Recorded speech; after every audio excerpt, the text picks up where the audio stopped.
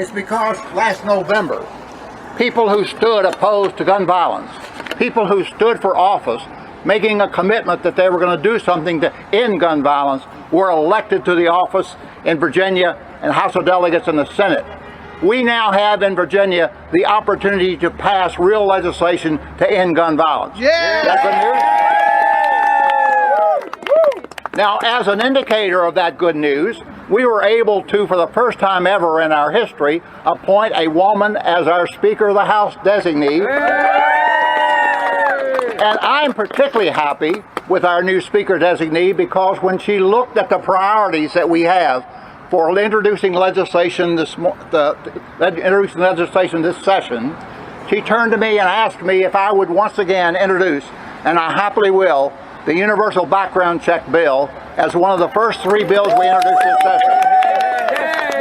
I'm telling you, it's horrific to remember what has happened 7 years ago and what happens too often in our country, but we need also to recognize our bright spots ahead.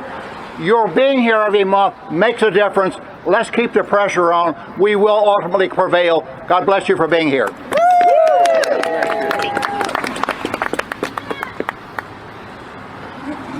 Thank you so much, Delegate Plum, for that. And thank you to Reverend Atwood. On February 14th, 2018, there was another horrific school shooting, this time at Marjorie Stoneman Douglas High School in Parkland, Florida. And that horrific event sparked a youth uprising, the likes of which we've never seen. I am so pleased to let you know that today we have with us a leader in that movement. She's a member of Team Enough, and she is a senior at Oakton High School here in Virginia. Ladies and gentlemen, I'd like to now introduce the leader of diversity and inclusion for March for Our Lives Virginia, Elizabeth Paul.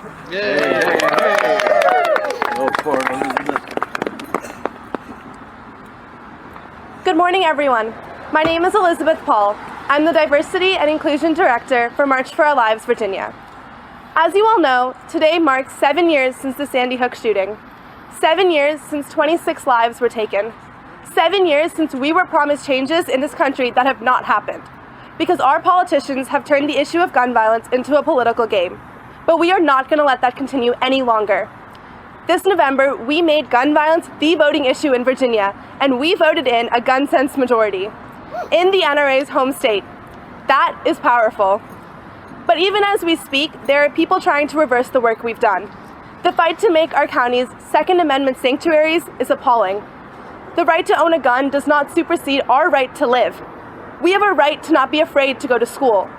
We have a right to not be afraid to go to the mall, or a movie theater, or a supermarket, or a place of worship. We have a right to feel safe in our country. That's why 20 of my peers and I have been lobbying at the Capitol for legislation that can and will save lives. We have met with lawmakers from all over the country to ask for their support. And here in Virginia, March for Our Lives is gearing up for the 2020 legislative session. We are putting together a team of students who are committed to finding policy solutions to gun violence and advocating for them in the General Assembly. We are focusing on intersectionality within the movement.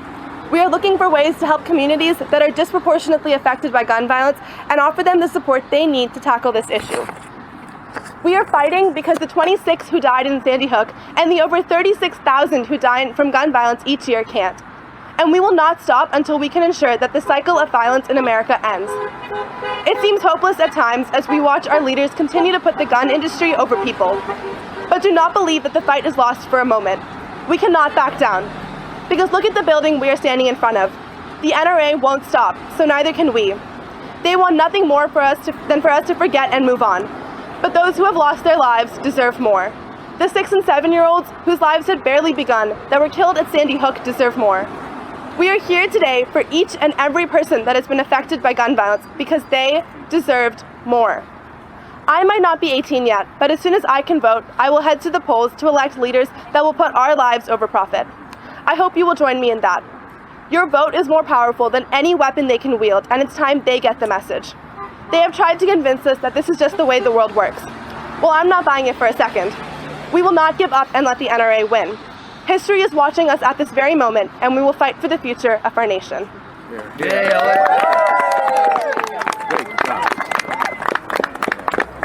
Thank you so much for that wonderful job, Elizabeth, and for your passion and commitment to this issue. I don't know about you guys, but she gives me great hope for the future. How about that?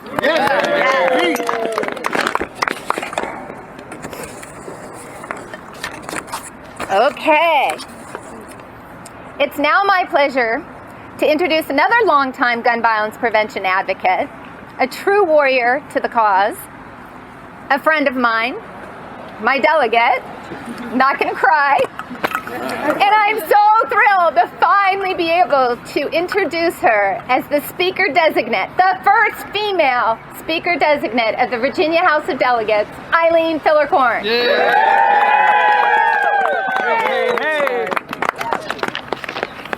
Thank you so much, Martina. Thank you for your leadership. Thank you, everybody, for being here today. Is that better? Okay. Thank you. You know, we've all been coming here for so long, standing right in the same spot. And for the last 7 years, we've stood here, certainly, in front of this building, talking to the community, saying over and over again that we deserve an opportunity for all to continue to thrive and to grow and to live safely.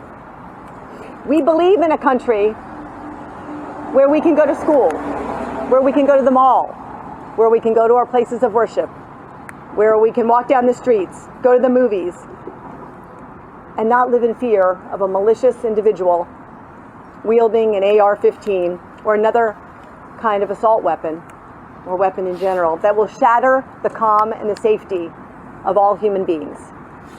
I want to take a brief moment and just let you know where we've come from and where we're going. Time after time, my colleagues and I, Ken and I and the rest of our Democrats, have stood up on the floor of the House. We've stood up in subcommittees. We've stood up in full committee, introducing and speaking on behalf of common sense gun violence prevention measures. Time after time, we have been blocked by members of the other side of the aisle who are also funded from the individuals in this building. I don't have to tell you how it feels, because I know you share that same feeling. Maddening, frustration, despair. In 2018, I stood up on the floor of the House, less than 2 weeks after the devastating tragedy at Stoneman Douglas High School. And in that short span of time, I remember saying on the floor that 1,200 people in America had died from acts of gun violence in that time period. Just let that sink in. 1,200. 1,200 individuals died from gun violence after Parkland since I stood on the floor. And I told my colleagues that I failed to understand how we as a body could work together to collaborate, to compromise, and could pass common sense gun violence legislation, common sense legislation that combats the opioid crisis, another health crisis, but yet not do anything as it relates to gun violence prevention. And I urged them at that time, take another look. What can we do? What common sense gun violence measures can we pass now? This was our time. The Speaker then, Kurt Cox, created a bipartisan select committee on school safety. And as important as that was, at the same time, however, he made it clear that this subcommittee would not deal with gun violence prevention. At that moment, it was quite clear that we, as the Democratic caucus, needed to do something, and we created the Safe Virginia Initiative. And I was proud to traverse the Commonwealth with my colleague Kathleen Murphy, holding town hall meetings, roundtables, talking to everybody everywhere about the intersectionality of guns, how it affects mental health, how it affects mass shootings, how it affects suicide prevention, curbing urban communities from Hampton Roads to Southwest to Northern Virginia to Richmond. And we listened to all citizens about their ideas. And you know what we did? We came up with a report. We issued a report. We worked hard after hearing from everyone. And we came up with a whole packet of bills, additional bills, common sense gun violence legislation that we could introduce. And guess what happened in 2019? Not one of those bills passed. Not one. Then what happened? We witnessed the tragedy in Virginia Beach.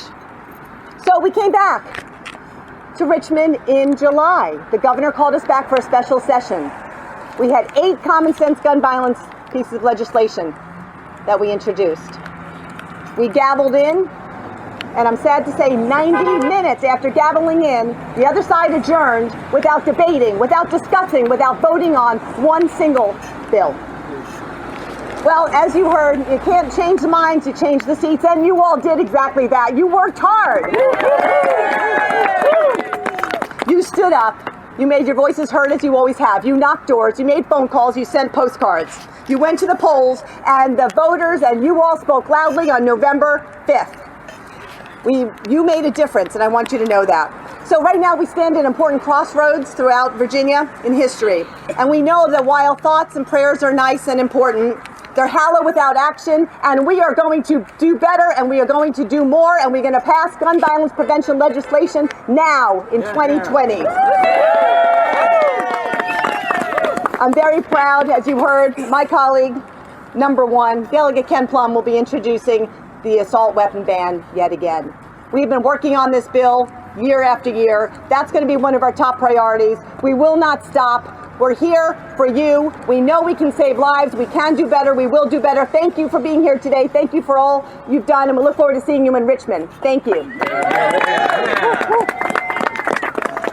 Now, it's my distinct honor and privilege to introduce somebody that needs no introduction, somebody that has been in the trenches fighting for us in Congress, across the river, every single day, standing up for what's all of the values that are so important, but never being afraid to stand up to support gun violence prevention. My constituent, my friend, our amazing member of Congress, Congressman Gerry Connolly.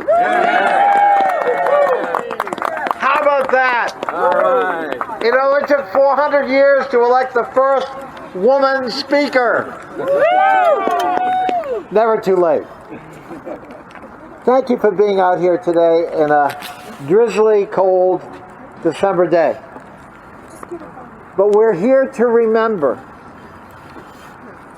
and to advocate. 28 lives lost or injured 7 years ago, most of them children. A horrific, terrible tragedy that most of us thought now hearts and minds will be changed. Surely, even the NRA will find its cold heart melting. But that didn't happen. The NRA doubled down. Its solution to gun violence in our schools was to arm our teachers. I like to say, I don't know about you, but I would never give a gun to my algebra teacher. Teachers aren't guards. They're not into security. You can't ask a teacher to make that split-second decision about whether somebody or something is a threat. That's the madness being peddled by the NRA. And that's the madness we have to break through with our fellow Americans.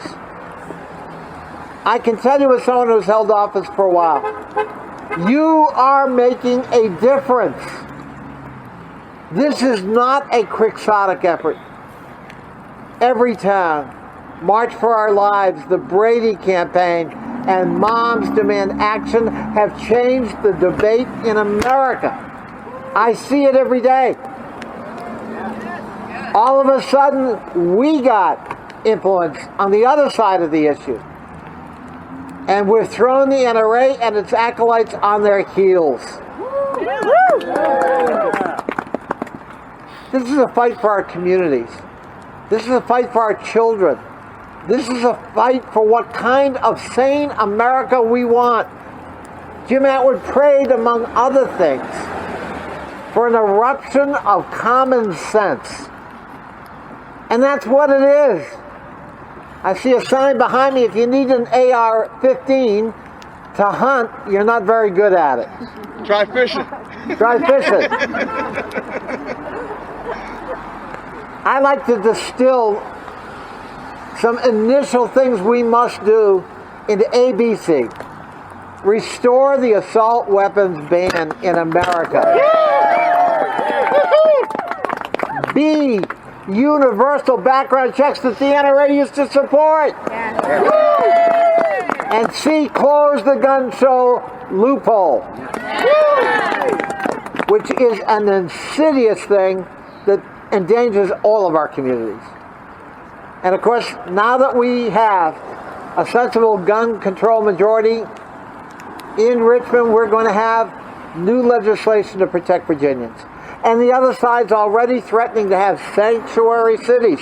Imagine that. Yeah, really. A month ago, they were condemning sanctuary cities. There's a little carve-out, apparently, except for the Second Amendment. Right.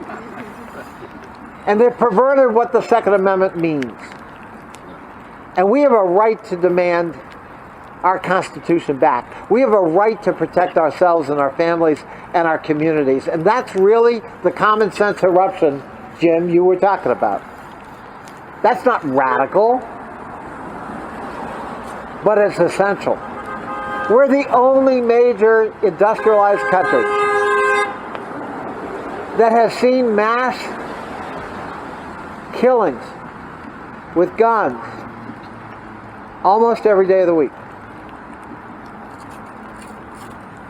More Americans die from guns every year than die on our highways. And the total amount of Americans killed by guns now exceeds all of the deaths in all of the wars since George Washington challenged George III. That's not a statistic we can be proud of as Americans. But it is a statistic we can do something about. You are changing minds and hearts. You are challenging our fellow Americans to think carefully about what they're willing to live with in their communities. And you are putting the NRA and its acolytes in state legislatures and in the U.S. Congress on the defensive. We're going to win this battle. We're going to win it with these kinds of protests. We're going to win it by elections. And we are going to restore sanity, gun sanity, to our beloved country, America. Thank you for being here today. God bless you all.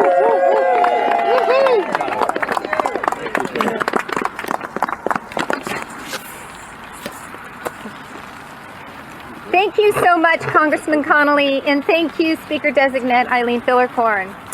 I am now so honored to introduce another friend to me and to the gun violence prevention movement, the incredibly talented singer-songwriter and social justice warrior, Chris Matthews.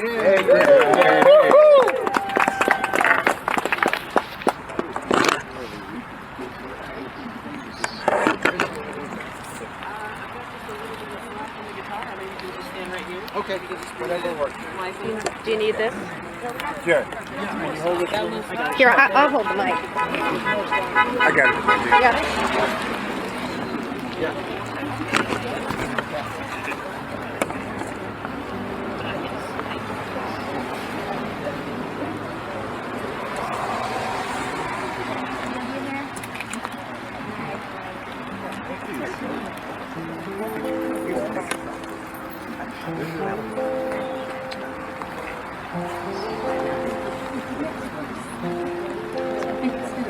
We're not safe anymore.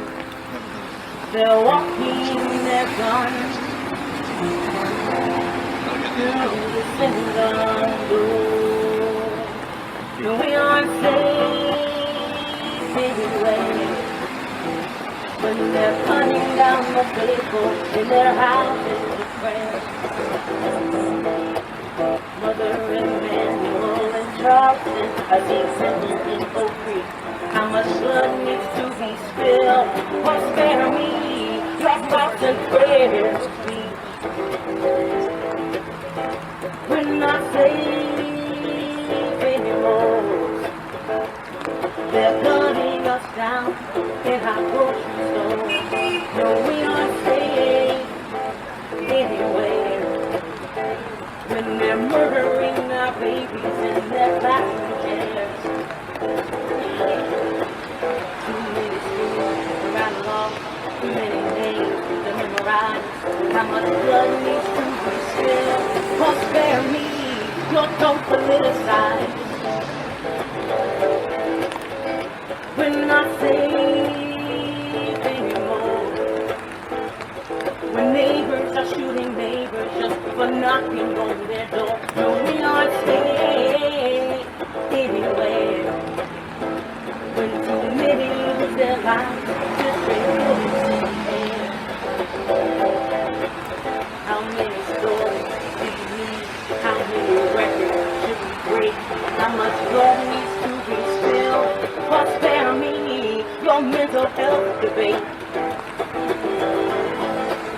I don't want a good guy with a gun. I don't need a good guy with a gun. If all the bad guys have were bats, then the good guys would need one. We are not safe anymore. They're walking their guns through the cinema door.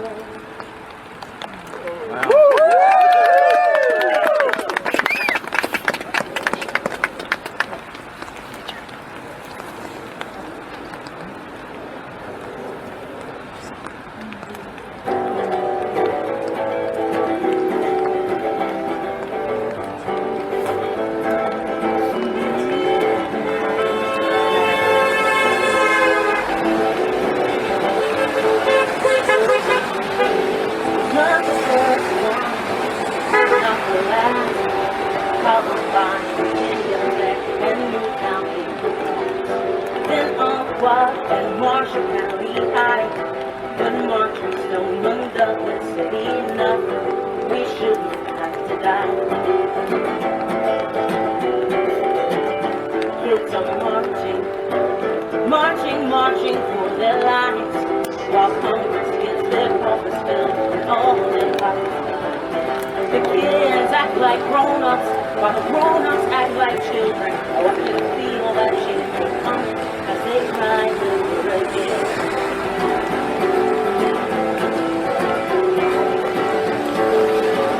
So I'll keep singing, I'll keep marching, I'll keep trying, until the day that there are fewer of us die.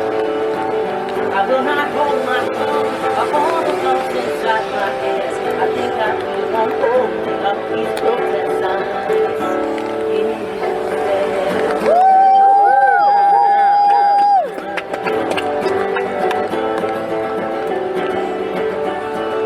Stefan was not the first one, he won't be the last.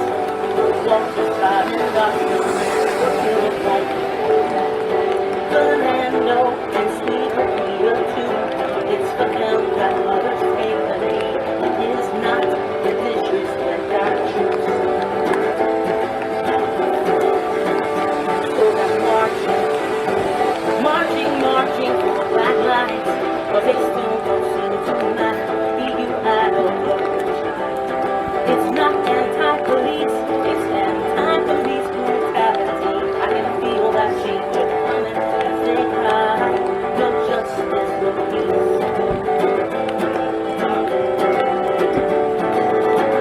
So I'll keep singing, I'll keep marching, I'll keep trying, until the day that there are fewer of us die. I will not hold my tongue, or all the thoughts inside my head. I think I'll leave on holding up these protest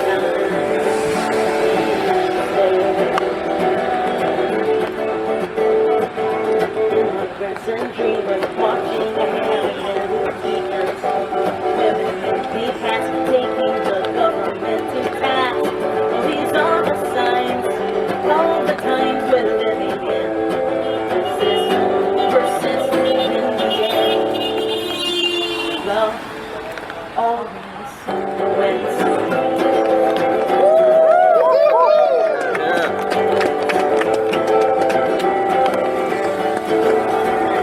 Let's keep singing,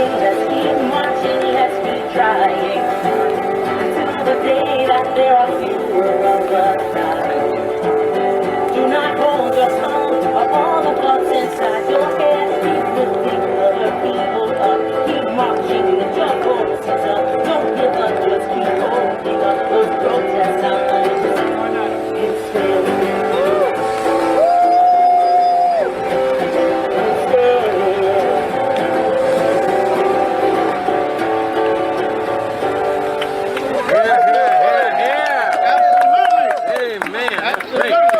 Oh my goodness, thank you, Chris. I'm telling you, this woman is the Woody Guthrie of our generation. Now, if just take it, I know it's raining and everybody deserves to get out of the rain, but before we do, may I ask Kevin Bergen and Jim Sollo to step forward, please, for reading of the names victims of Newtown. Thank you.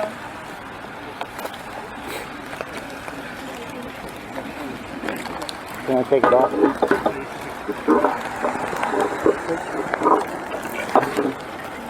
As we do every month, we come to honor and remember all victims of gun violence.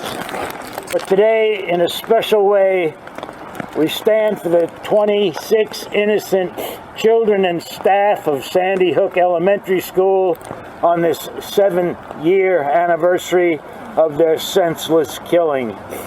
We will not forget. We will not go away. These children would be 13 and 14 today, and they are Charlotte Bacon, Daniel Barden, Olivia Engel, Josephine Gay, Anna Marquez Green, Dylan Hockley, Madeline Sue, Catherine Hubbard, Chase Kalowski, Jesse Lewis, James Mattioli, Grace McDonald, Emily Parker, Jack Pinto, Noah Ponsner, Caroline Previdi, Jessica Ricos, Aviel Richmond, Benjamin Wheeler, Allison Wyatt, and the staff, Rachel Davino, Dawn Hochsprung, Anne Marie Murphy, Lauren Rousseau, Mary Sherlock, Victoria Soto. Could we have a moment in their memory?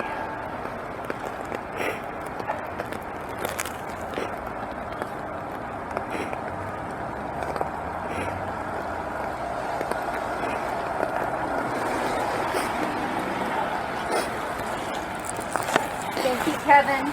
Thank you, Jim. Thank you, Chris, Reverend Atwood, and our wonderful speakers. Thank you to all of you for being here today. Let us use this solemn moment to reaffirm our commitment to do everything we can as individuals and as a movement to end the scourge of gun violence. We can start on Monday, January 20th, Martin Luther King Day, in Richmond for our annual Vigil and Lobby Day. Even though both